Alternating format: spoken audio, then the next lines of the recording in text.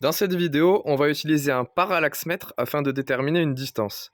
Alors un parallaxe-mètre, c'est quoi? Eh bien c'est un appareil qui ne mesure pas directement une distance, mais un angle. Celui-ci est bricolé. On voit qu'il forme un triangle rectangle, en notre origine. La distance que l'on recherche est visualisée par un fil bleu. C'est la distance qui sépare notre origine et notre objet, représenté ici par un soleil.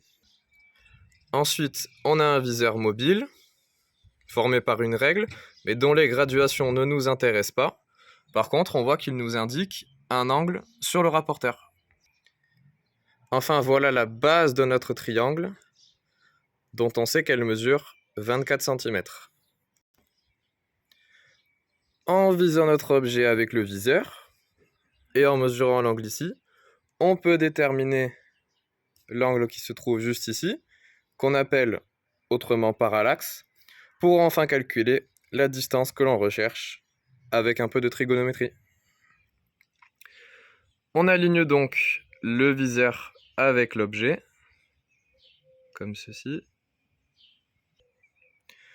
On mesure que notre angle fait 65 degrés, donc on en déduit que notre parallaxe ici, elle fait 90 moins 65, soit 25 degrés.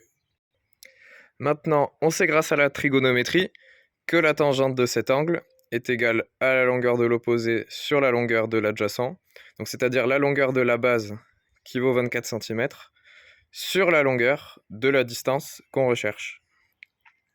Pour trouver notre distance, on a juste à prendre les 24 cm de notre base et on divise par la tangente de 25 degrés.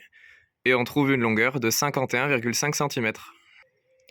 Avec notre méthode, on trouve que la distance qui sépare l'origine et l'objet est égale à environ 51,5 cm. Pour vérifier ça, on va utiliser un mètre. Et on trouve que la distance qui les sépare vaut 50,7 cm. Donc ça nous fait une erreur de moins d'1 cm.